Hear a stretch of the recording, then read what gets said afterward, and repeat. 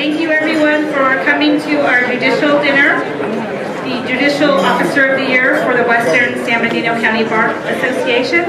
My name is Lisa Purcell Roy. I'm the Executive Director, and I would like to introduce to you our President of our Board, Fernando D. Vargas. Thank you. And welcome to our 9th Annual Judicial Officer of the Year Award Ceremony. We are happy that you could join us to commemorate this honorable Judicial Officer of the Year Award to the Honorable John D. Ferguson.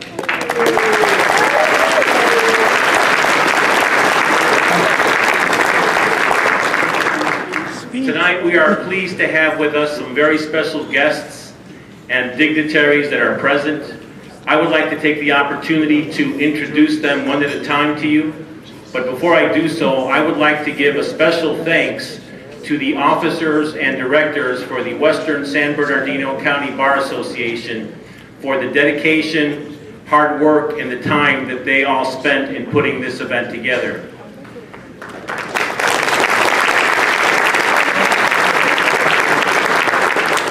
I have a long list of names that I would like to try to get through, and in order to try to make it efficient, I'm going to ask that you would be kind enough to hold your applause until I get to the end of the list.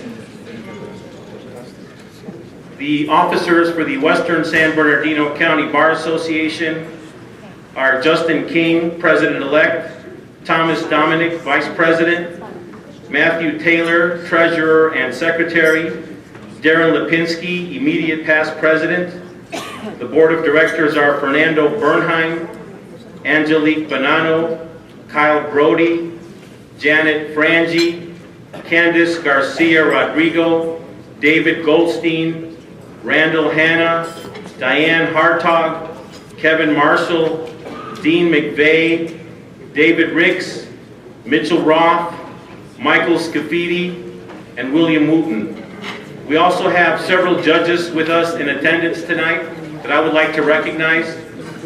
The Honorable Colin J. Balash, Commissioner W. Charles Bradley, the Honorable Joseph Briscoe, retired, Honorable Kyle Brody, Honorable Dan Detienne, Honorable Janet Frangi, Honorable Tom Garza, Honorable Arthur Harrison, Honorable Kara Hudson, Honorable Winston S. Kay, Honorable Jeffrey King, retired, Honorable Pamela King, Honorable Mike A. Knish, Honorable Michael Labuti, Honorable Christopher Marshall, Honorable Bridget McCann, Honorable Philip Morris, retired, Honorable Elia Perozzi, Honorable Lynn M. Ponson, Honorable Jefferson Powell, Honorable Tony Raphael, Honorable Michael Rutberg, retired, Honorable Michael Sachs, Honorable Stephen Salison, Honorable Leroy Simmons, retired, Honorable Elizabeth Simmons, Honorable John P. Vanderveer, Honorable Christopher J. Warner, retired, Honorable David A. Williams, Honorable Harold Wilson, Honorable Glenn Yabuno. We also have some elected officials present with us today. The Deputy Chief of Staff, Mark Taylor, from Supervisor Janice Rutherford's office, 2nd District. City of Moreno Valley Mayor Pro Tem, Victoria Baca. City of Rancho Cucamonga Mayor Dennis Michael. Honorable Michael A. Ramos, San Bernardino County District Attorney. We also have the past presidents in attendance for the Western San Bernardino County Bar Association: Elizabeth Courtney, Randall Hanna, Angelique Bonanno, Dean McVeigh, David Ricks, Diane Hartog, and Darren Lipinski. Our sister organization, we have present Charles S. Althaus, the San Bernardino County Bar Association past president, James Hiding, the former California State Bar President, Connie Johnson, President of the Inland County Association of Paralegals and Executive Officer of the California Alliance of Paralegal Associations, Crystal Lyons, the Senior Director of Operations and Budget, University of Laverne College of Law. Kevin Marshall, Dean at the University of Laverne College of Law. Gregory Rizzio, Consumer Attorneys of the Inland Empire Chapter, past President and Board of Directors. Michael Scafidi, San Bernardino County Bar Association, past President. The Western San Bernardino County Bar Association past Judicial Officers of the Year also in attendance are the Honorable Christopher J. Warner, retired, the Honorable Jeffrey King, retired, and the Honorable Janet Frangi. Past Jennifer Brooks Lawyer of the Year Award winners who are also present are First Lawyer of the Year Charles Outhouse, Jason Anderson, Gregory Rizzio, Michael A. Scafidi, and William Shapiro. We also have in attendance a former Lifetime Achievement Award winner, Charles Althouse. At this time, I would also like to thank our sponsors for their gracious generosity.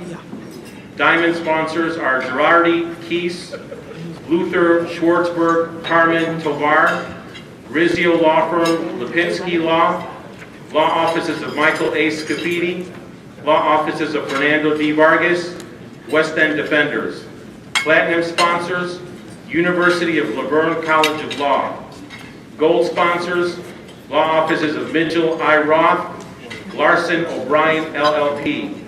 Silver sponsors, Law Offices of Charles S. Althouse, Law Offices of Earl Carter and Associates, Fullerton, Lehman, Schaefer, and Dominic LLP, Law Office of Randall P. Hanna, Inland Empire Law Group, JAMS, Lewis, Brisbois, Biscard, and Smith LLP, Milligan, Bestwick, Levine, and Knox LLP, Law Offices of Matthew L. Taylor, the Honorable Christopher J. Warner, retired, the Honorable Glenn Yabuno, and your DUI Solutions.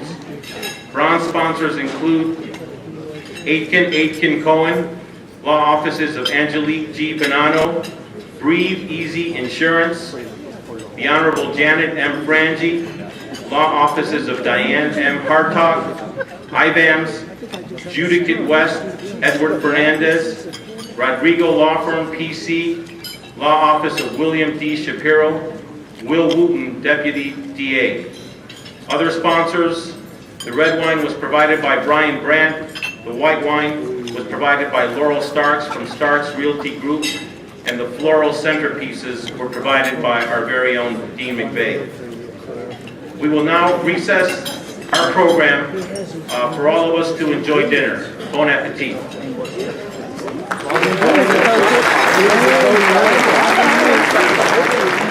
It's time for us to address now the selection for the Judicial Officer of the Year. The Judicial Officer of the Year Award is an annual award which honors a current or retired judge, commissioner, or a Court of Appeals justice from the San Bernardino County, Eastern Los Angeles County, or Riverside County, which has demonstrated a long-term commitment to the local, legal, and judicial community, including significant work in upholding and providing impartial justice for all, improving the interaction between the judiciary and the bar, improving access for low and moderate income litigants to the court system, exhibiting appropriate judicial demeanor, and improving the efficiency and effectiveness of the court system. The Western San Bernardino County Bar Association considered several nominations, all of whom were highly qualified and well-deserving for the distinguished honor, but none more so than the Honorable John D. Ferguson.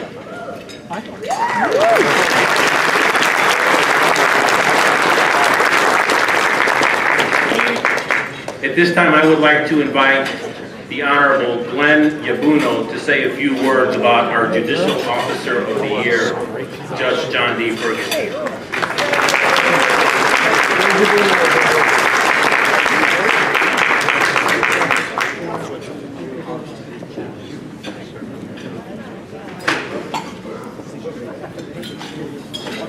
Good evening and welcome. My name is Glenn Yabuno. I've had the honor and privilege of working with John both at the DA's office and again on the bench here in Rancho Cucamonga.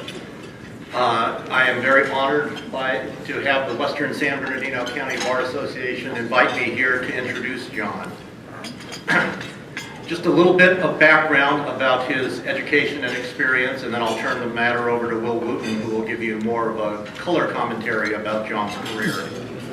John got his Bachelor of Arts from the University of California, Riverside, and his Juris Doctor from the University of San Diego. He also got his LLM from Duke University School of Law. He joined the District Attorney's Office in 1989 and worked there until 2005. He did a variety of assignments, including all of the trial assignments rotations, as well as working in other specialized areas.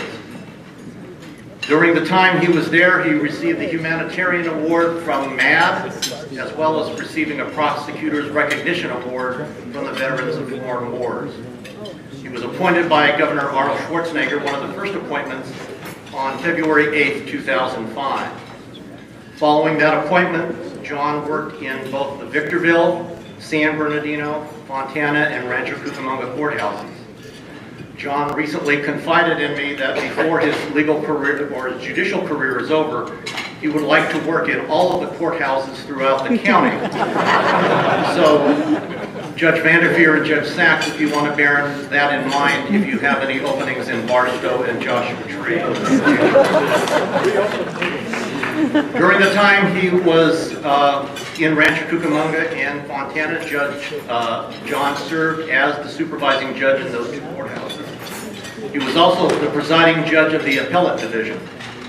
He currently, and in the immediate past, has served on the Criminal Law Advisory Committee for the Judicial Council of California, as well as the Advisory Committee on Criminal Jury Instructions. He's also currently an adjunct professor at the University of Laverne College of Law. His community work includes being a 17-year board member of the San Bernardino County Law Library, where he currently serves as vice president of that board.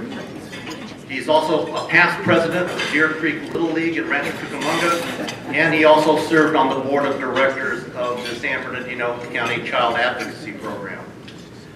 Judge Ferguson and his wife Casey have been married over 24 years. They have 2 children, a daughter Delaney and a son Cole, both of whom are here to join him in this recognition and celebration tonight. Please join me in welcoming this year's Judge of the Year, John Ferguson. Can you get out of your chair?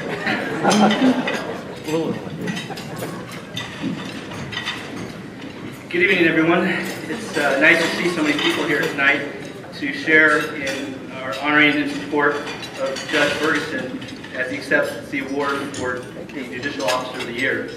Before I go any further, I would like the opportunity to, before I talk about Judge Ferguson, the judge, I'd like to speak about Judge Ferguson, the person.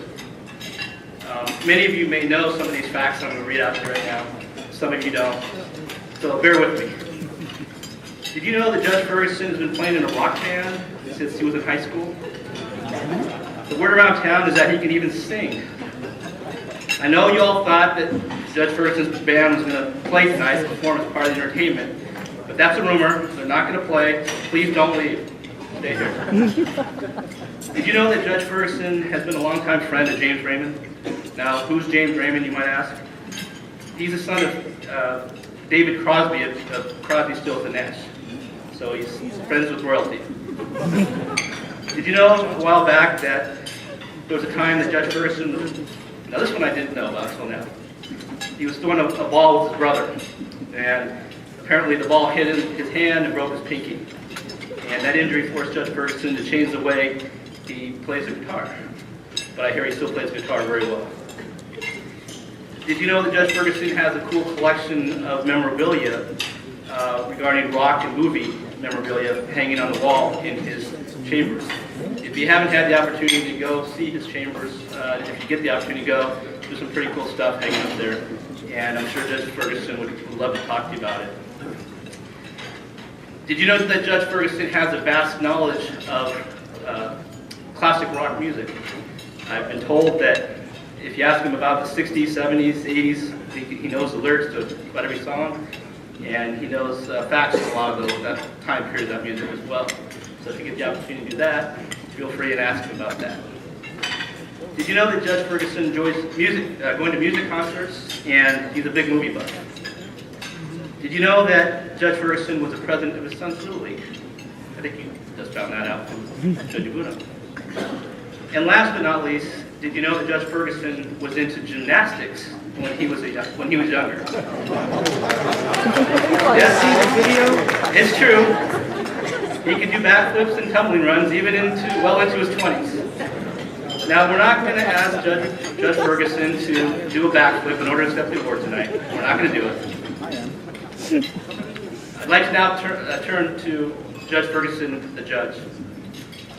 The Western San Bernardino County Bar Association each year, when we're looking at nominations for the Judicial Officer of the Year, we have so many qualified and excellent judges here that we have to pick from that it's extremely hard to do so. As attorneys, we look at various qualities of a judge, such as someone who has a good demeanor on the bench, someone who's hardworking, someone who's intelligent, someone who can make the correct decision based on the facts and the law presented to them, and someone who is fair and unbiased towards the attorneys and the parties, someone who treats people with respect and who runs their courtroom in a professional manner. And Judge Ferguson possesses each and every one of these traits and qualities. And it's for that reason, or these reasons, that we've chosen him as this year's Judicial Officer of the Year. As mentioned earlier by Fernando, the Judicial Officer of the Year can go to judges, commissioners, Court of Appeals justices from San Bernardino, Eastern LA County, and Riverside County. Being that we are the Western San Bernardino County Bar Association, it is especially nice tonight that we are honoring someone who actually works on the West End, and so with Judge Ferguson, we appreciate that as well. As a board member, I've had the pleasure of being the person to inform Judge Ferguson that he was going to receive this award. And Judge Abuno and I walked into Judge Ferguson's chambers, and when I told him that he was going to be the recipient of this award this year, he was very humble, and he was very surprised. He was very shocked. But that's just who he is. He's a humble guy, and he took this award very to his heart, and again, that's just who Judge Ferguson is. I'm honored to be able to say a few things about Judge Ferguson tonight. I got to be his calendar deputy for a little while, years ago. I've had cases in front of Judge Ferguson, tried cases in front of him, and I've been fortunate to see what a fine judge he is and how he treats the lawyers that are in front of him. He's very knowledgeable. He treats people with respect. He runs a very professional courtroom, yet a very friendly courtroom. And he lets attorneys be attorneys. He lets attorneys be attorneys. He always keeps an even keel. And the attorneys that I've talked to since Judge Ferguson was known that he was going to get this award, they've all said the same thing. They're so happy. They're so glad that he was able to get this award because he sure deserves it. And as attorneys, we know that there's a good judge when both sides of the aisle, both sides, the prosecutor or the defense in my case, both want Judge Ferguson as our judge. And that happens time after time with attorneys that we talk to. We see in his courtroom that they're so happy when they know that Judge Ferguson is going to be our judge. We've got a case coming up. It's been around for a while, four-defendant case. A couple of the defense attorneys are here tonight. Very good attorneys, very well-respected attorneys. And so there's four defense attorneys and myself as a prosecutor, and that's 5 attorneys. And it's hard to get attorneys to agree on anything. If we say it's 12 o'clock, one attorney will say it's 12:01, the other will say it's 11:59. But all 5 of us agree that we hope we can keep the case with Judge Ferguson. He knows the case very well. We know that he would try the case very fairly, make the correct rulings. And so I think it's a good testament to Judge Ferguson that both sides of the aisle really appreciate him and want him to preside over our cases. We also love Judge Ferguson because he prepared his own jury instructions. And that's it. So all you judges out there, please take note. One of the things, I was talking to his present calendar deputy DA, and she's ecstatic that he was nominated for this award as well. She can't say enough good things about him. She's actually here tonight as well. Some of the judges tell me that what makes the judges go and what makes their courtroom go is their court staff. And it makes the judge's life easier, and I've heard that from many judges. And I took the opportunity to talk to some of Judge Ferguson's court staff the last couple of days and get their take on what Judge Ferguson is about, because they're working with him day in and day out. They're here tonight to help support Judge Ferguson and honor him as well. And I don't think Judge Ferguson knew that they were going to be here tonight. So that was a good surprise as well. I would like to take the opportunity real quick just to introduce his court staff. And his judicial assistant is Ron Cornelis. You know, say hi.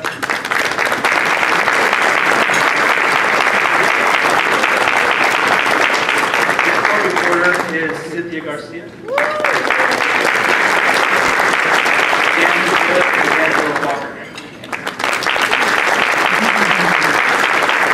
Now, in talking to his court staff the last couple of days, these are words from them, the people that work with him every day. They say about him, he's considerate of his staff's needs. He always inquires with his staff about taking breaks or going overtime, either lunch or late afternoon. He's very approachable. He laughs at jokes with his staff every day. He's humble, and he's very patient. He'll give defendants second chances when warranted. He's very lucky to have such a good court staff, and Department R9 functions as well as any courtroom I've seen, and again, it's because of Judge Ferguson and his staff, and we're very lucky to have him. In closing, Judge Ferguson, I would like to say to you, it's always a pleasure appearing in front of you, and by looking at the strong amount of people, showing of people here tonight, I think everybody has the same feeling as I do, that we appreciate you as a judge, as a person, and we're glad that you're in Rancho. The rumor about him leaving, no, he's staying in Rancho forever. Congratulations on this award. I hope you're enjoying spending time tonight with your family, your friends, and the lawyers that are here, your colleagues, and everybody else who's fortunate enough to appear in front of you. Thank you. I would like to invite the following dignitaries from the VIP table who have resolutions for Judicial Officer of the Year, Judge John D. Ferguson, to please come up to the podium to present their resolutions. Deputy Chief of Staff Mark Taylor from Supervisor Janice Rutherford's office, 2nd District. City of Moreno Valley Mayor Pro Tem Victoria Baca, and City of Rancho Cucamonga Mayor Dennis Michael. I should have Judge Ferguson come on up as well.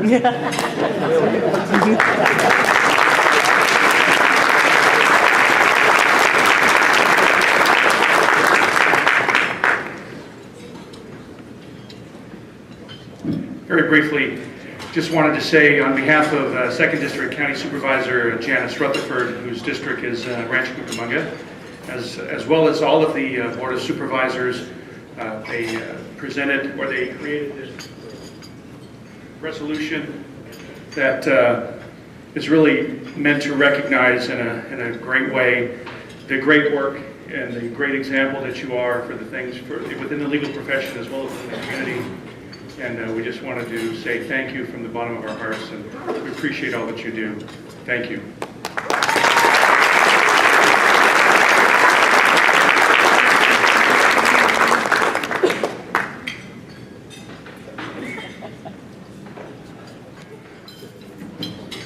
Good evening. Well, you saw me hobble up here, but I wasn't going to miss this for the world. So my name is Victoria Baca. I'm the Mayor Pro Tem from the City of Moreno Valley. And yes, I came all the way out here to make this presentation. And I want to say that I'm honored, but most of all, I'm humbled to be here before the Honorable Judge John Ferguson. So on behalf of the City Council and the constituents of Moreno Valley, we have this commendation from the City of Moreno Valley recognizing Judge John D. Ferguson as the Judicial Officer of the Year. And I'm really impressed with this commendation, so I'm going to read it. Whereas Judge John D. Ferguson of the San Bernardino County Superior Court and Western San Bernardino County Bar Association's 9th Annual Judicial Officer of the Year is deserving of special honors and highest commendations and recognition of his contributions to the betterment of his profession, community, and county. And whereas Judge John D. Ferguson received his Bachelor of Arts degree from the University of California, Riverside, a Juris Doctorate from University of San Diego School of Law, and a Master of Laws from Duke University School of Law, and have demonstrated concern for the legal profession and dedication to furthering the profession's goals and ideas. And whereas Judge John D. Ferguson was appointed to the San Bernardino County Superior Court in 2005 by Governor Arnold Schwarzenegger, and whereas the County of San Bernardino is indeed fortunate to have citizens of the caliber of Judge John D. Ferguson, whose efforts reflect the high ideals of public leadership and public service. Now therefore, the City Council of the City of Moreno Valley, on behalf of its citizens and staff, hereby commends Judge John D. Ferguson for his exemplary dedication to public service and congratulate him on being named Judicial Officer of the Year.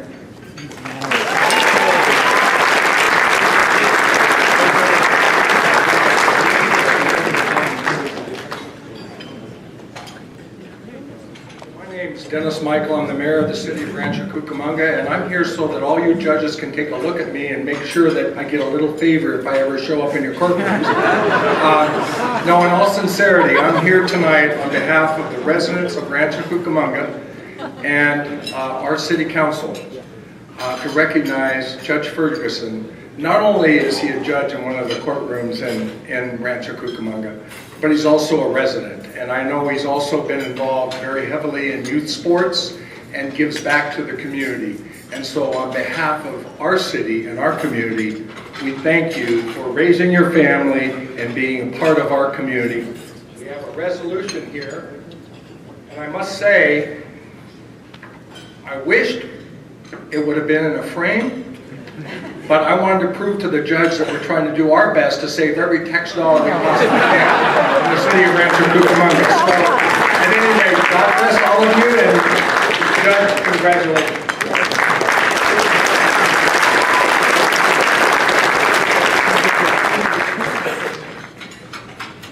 I have the honor to present you with the Certificate of Special Congressional Recognition from Pete Aguilar, Member of Congress, 31st Congressional District.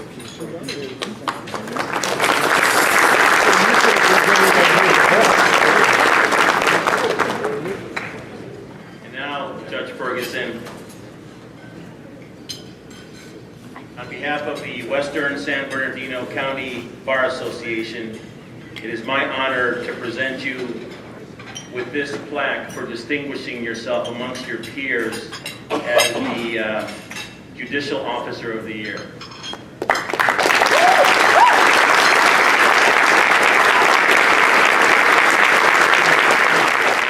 Now I would like to invite anybody who would like to come up and say a few words about Judge Ferguson. So if anybody would like, as an impromptu, to come up and say a few words, here's your opportunity.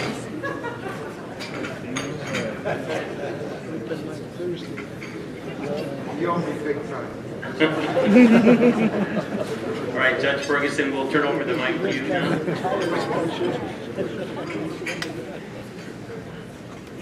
All right. Well, good evening, everybody. Those were very humbling words indeed, and I appreciate certainly everybody's attendance here tonight. And let me just get out part one here. First of all, let me address the elephant in the room. Apart from all that, I'm as baffled as all of you are. But in any event, it's very nice of you all to come out, and these are very nice words, certainly. I might have a bone to pick with Will about a few of these things, and then you can go ahead and reassign the 5 defendant case or whatever.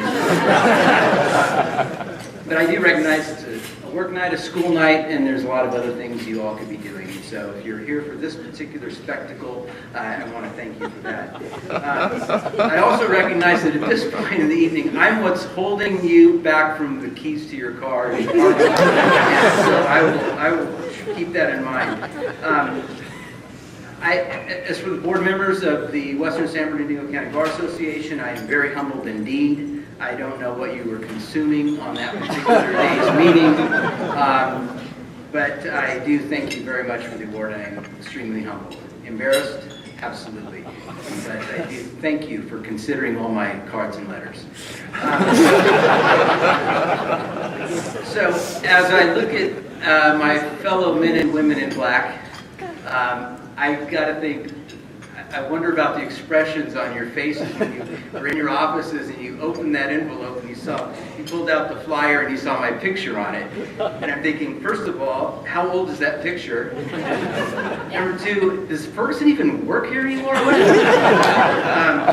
But anyways, I'm very honored to have all of you here, and I can honestly say not a half a day goes by when I'm not down the hall speaking to one of my neighboring judicial officers, asking for advice, picking their brains about something, and particularly the West End branch, our Rancho Courthouse is full of judges that are amazingly helpful and great colleagues, and I appreciate all of you coming out.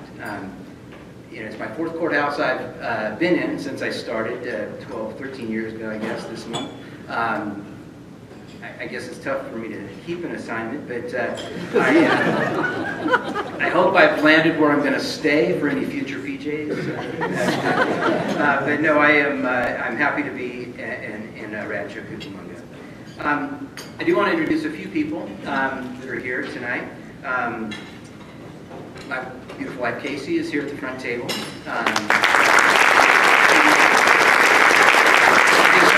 We've been married almost 24 years, but actually we celebrated our 25th anniversary on Tuesday. We had originally planned on it, like we talked maybe about going to Italy or something like that, and this came along and this is so much cheaper, so thank you. My 2 kids are here, my daughter Delaney, and Ari,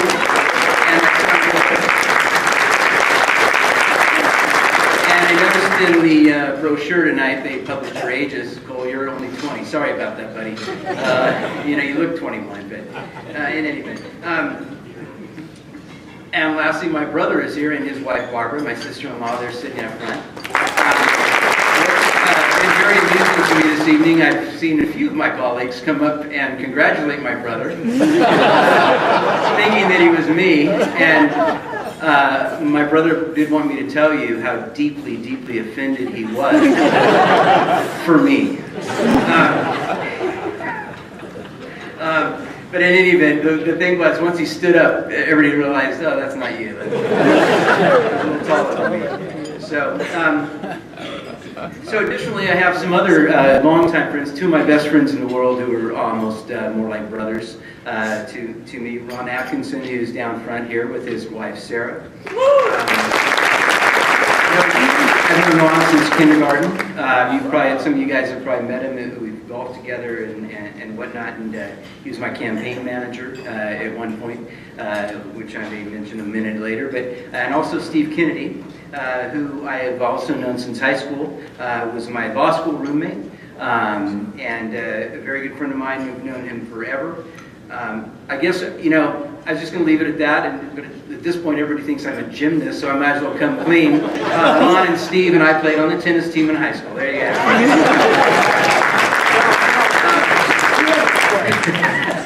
Okay, fair enough. Steve is a water lawyer with Brunick, McElhaney, and Kennedy, or as the Kennedy Law Group, as he likes to call it. And has already introduced Phil Morris, he'll retire Phil Morris, and his wife Judy, who's Steve's mom, and I'm very happy to have them here as well. Phil was one of my first partner judges in Victorville, and I learned incredible amounts from Phil along the way, and how to control a calendar, how to handle pro per defendants, how to do all kinds of things, often in very salty language. But I learned so much from him.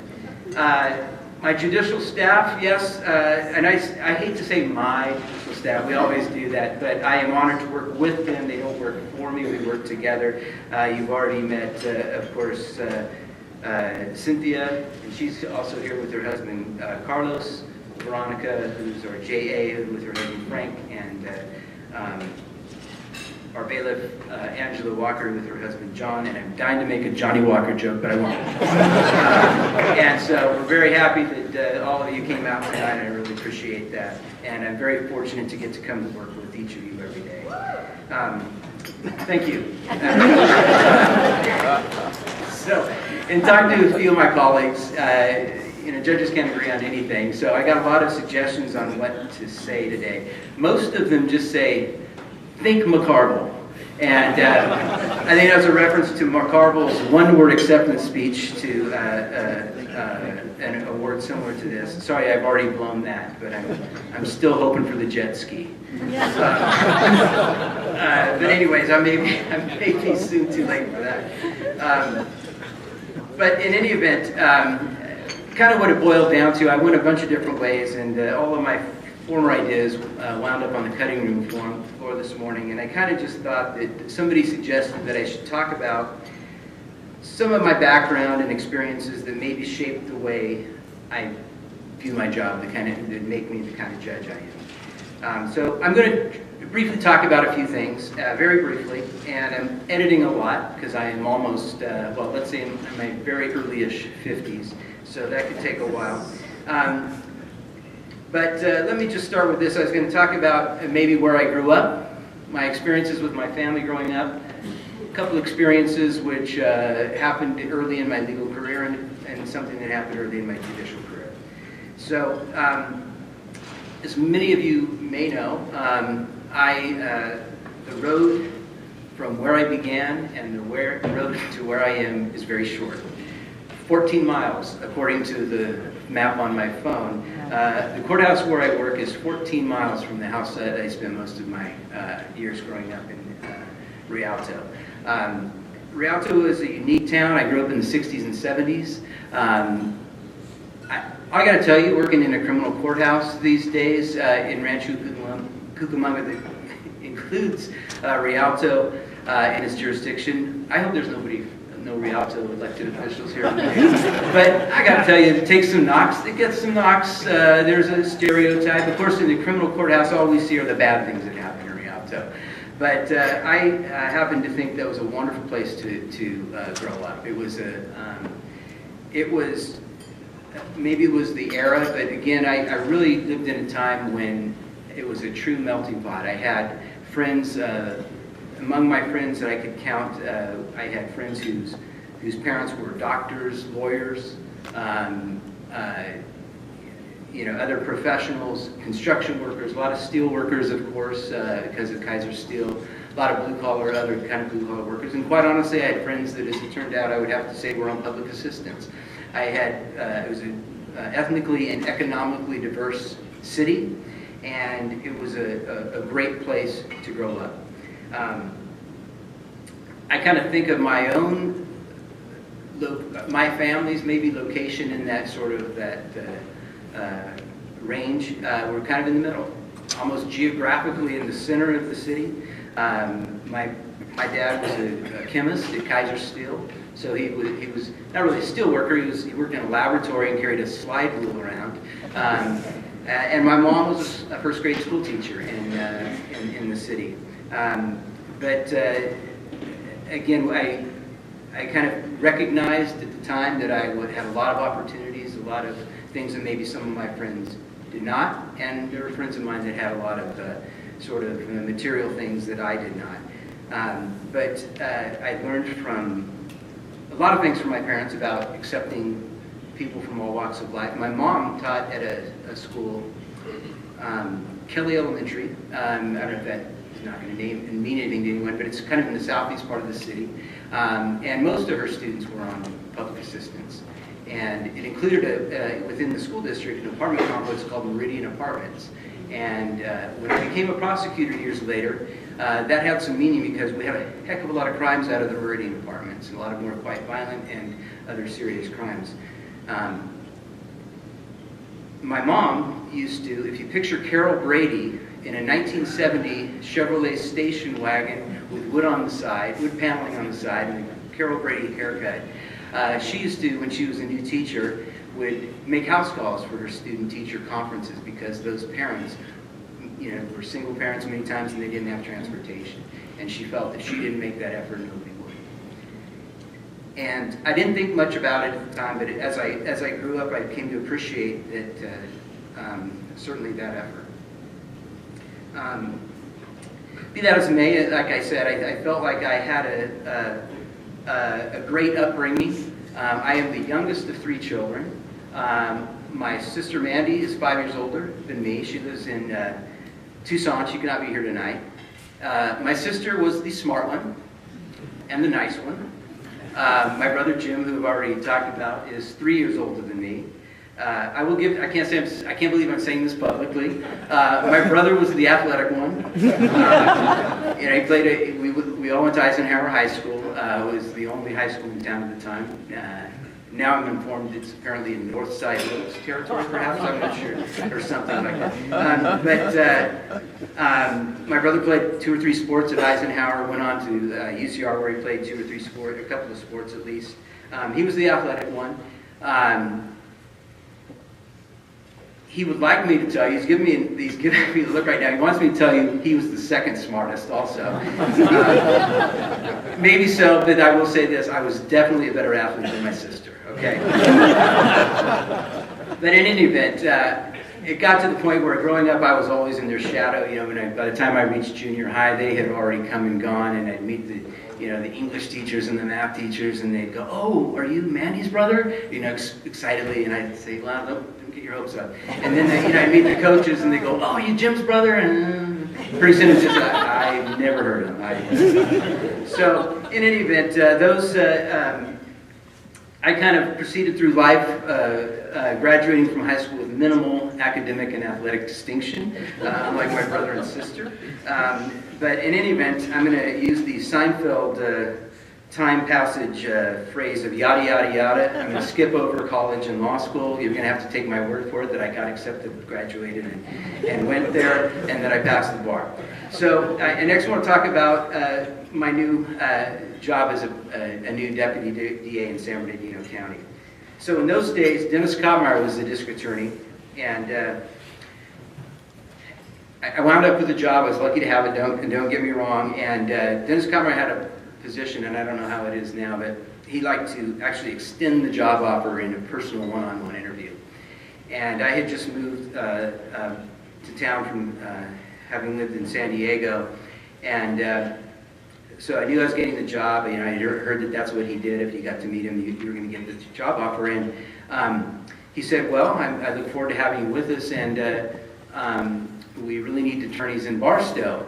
And I kind of, at the time, I kind of just took that as sort of like, kind of a brief informational item that had no consequence. Like it's going to rain tomorrow. Okay, we need attorneys in Barstow. Okay, well, good for you. So I left, said I'll see you next week, or a couple weeks. And so I started, and I got a call from a guy named Ron Barbato on my second day in the office. And I don't know, hopefully some of you guys know Ron Barbato. Ron Barbato was the supervising DA in Barstow. And he called me and welcomed me to the office, and he had nice things to say. And he goes, "We're really looking forward to," and I was like, "This is so nice." So I guess all the supervisors call all of us. And he said, "Well, we're really looking forward to seeing you on Monday when you start out here." And I was like, "I'm sorry, who's this?" So in any event, I got transferred out there in short order. It was a wake-up call. It was a culture change for me. So as anybody who's worked in the DA's office knows, you kind of get assigned some misdemeanor trials right out of the gate. And so I got one fairly quickly. And had a lot of help from a lot of people. I went to trial, and this may surprise you. I lost. It came back not guilty. It was a misdemeanor. And so I said, well, okay, that's okay. It's my first trial, whatever. And so Ron Barbato was very supportive, and he says, don't worry about it. We'll get you another one. So I think another week goes by or whatever, and I get another trial. And I do the trial, and I come back, and the jury comes back not guilty again. And I was absolutely devastated. I was crushed. So Ron Barbato comes into my office, and he was a very funny guy, and he just was kind of cheering me up. Hey, don't worry, you'll get one, you'll get one. And he goes, just don't worry, you're only 0-2. And I was like, 0-2? Ron, I don't see it that way. I'm 0-24. I go, I talked to 12 jurors on 2 juries, 24 people. I argued my heart and soul out in front of these people. Not one of them bought a word I said. And he goes, no, I don't look at it that way. And I go, Ron, look, I am sure that you guys are, wondering what to do with me, and I'm working on my resume. I'll deal with this. However, I am not quitting this job until I get one damn juror to vote guilty. And he goes, okay, you'll get it. So about another week or so goes by. I get another chance. I get another trial, my 3rd trial. And again, I pour my heart and soul into this case. Jury deadlocks in this trial, 10-2, for not guilty. So I go back to my office. I'm going to regret telling this story. I don't know why. I go back to my office, and I think I'm cleaning out my desk, at this point. And all of a sudden, Ron Barbato had this habit of, like, he'd walk along and he'd jangle change and keys in his pocket. And I hear him coming up the hallway towards my office. I'm going, oh no, what's he going to say? And he turns the corner, and he's got this huge grin on his face. And he holds out his hand. He goes, congratulations! And I go, Ron, it was 10-2 for not guilty. He goes, I know. You only were seeking one. You met that goal. You doubled your goal. And I go, no, Ron, whatever, So we can continue to talk. He tried to cheer me up. And he goes, well, come on, weren't they nice? Didn't it feel good? Didn't those 2 jurors wait after and talk to you and tell you how good you did, maybe give you some pointers? And I go, yeah, they were very nice, they felt good. And he goes, okay. So I kind of talked a little more with him. And I kind of said, you know what, Ron, you're right. I'm going to get the next one. I want all 12. I want to hear an actual guilty verdict. That's it. He goes, and he recoils quickly and goes, whoa. Let's just be realistic. Maybe shoot for half. Maybe a simple majority. And so at any rate, so I will say this in terms of the next one. I got the next one. I won a couple more after that, as fate would have it. But again, I'm going to fast forward. I was going to say I was always so impressed with Ron, how supportive he was, and that always meant so much to me. And then I thought, he was so supportive, he made sure I got transferred out of Barstow really, really quickly. So I really don't know what to make of that. But in any event, he was always a great guy. We lost him a few years ago, as most of you know, which was very sad. So move forward to 2005. I was appointed to the bench. As I mentioned already, I was a partner judge with Phil Morris in Victorville. Great time up there. I'm not asking you to transfer. It's in the way. It's the rearview mirror. So in any event, but great attorneys up there, great bench, and I learned so much. And then one day, after about 8 months after I started, I was coming home on a Friday, and I used to have this BlackBerry that was about the size of a shoe. You clip it on your belt. And I used to have all my work emails would get forwarded there. And so I pull in my driveway like late afternoon, and I see there's an email from the Registrar of Voters. And so I basically just said, I can't remember the headline or whatever, something about candidate running against you or something like that. So in any event, that ruined my weekend, I will say that. And I didn't know what to make of it, but anyways, I got a chance to speak with her, and she says, yes, and you came in and picked up papers to run against you. And I got to admit, I was blindsided and very shocked, and it's everybody's right to do that. So I spent a few minutes contemplating my options, and I ended up making basically 3 calls. First to Rick Young. As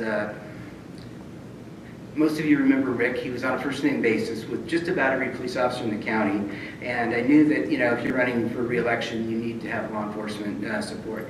So I called him, and within about a half hour, he called me back and had endorsements lined up for about 3 or 4 police agencies, fortunately none of which appeared in front of me up in Victorville. The second call was to my longtime friend Ron Atkinson, who, because I was going to need a campaign manager, and I knew I could trust him, I knew I would work hard, and I knew he'd do what I said. So,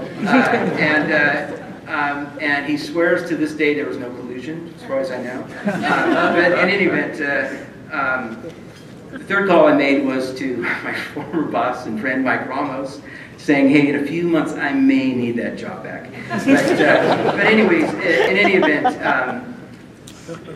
things worked out for the best, and what it did is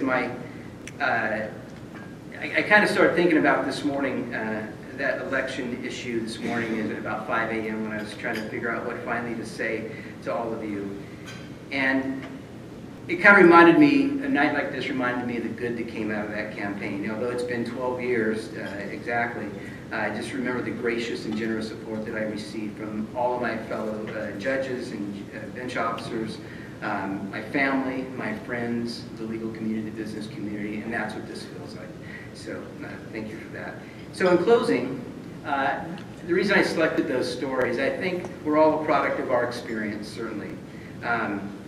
And those experiences, those brief experiences, certainly shaped my life and shaped the way I view cases. Hopefully, my childhood, growing up in Rialto, has sort of, hopefully, supplied the sort of empathy to deal with people that come before me. I recognize people didn't grow up with the advantages I had, certainly, and I know that they sort of start with the disadvantages that I never experienced.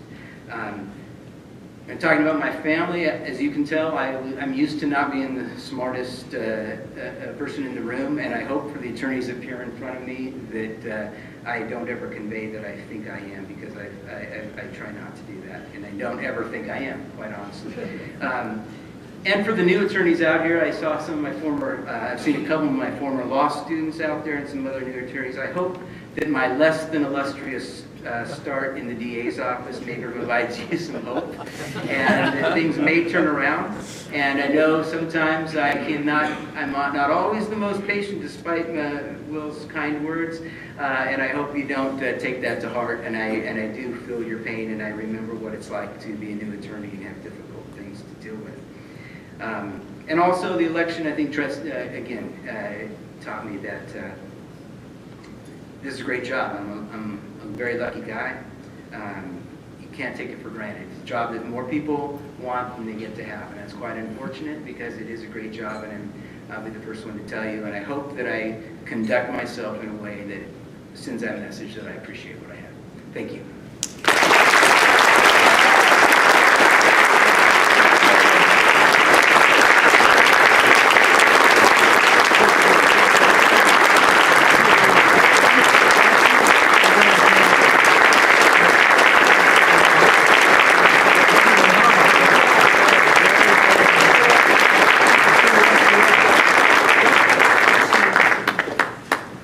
Okay, before we conclude our program, I want to make some announcements for upcoming events.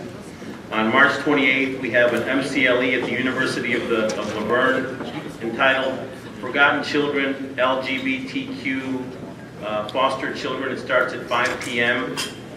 On May 20th, we have the East Meets West MCLE at the Rainbow Canyon Ranch in Azusa.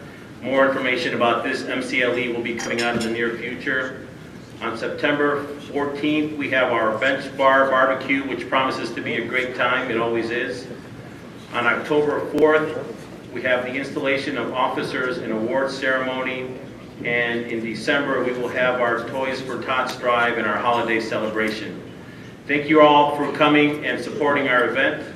Before you leave, please look under your seat for an envelope. At each table there is an envelope that has a card inside that says floral centerpiece. If you have it, you get to take home the centerpiece on your table. In addition, there are 2 other envelopes in the room.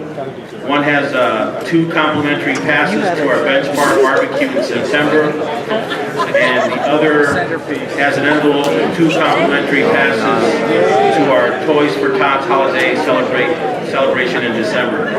Thank you again for coming, and thank you for sponsoring this great event.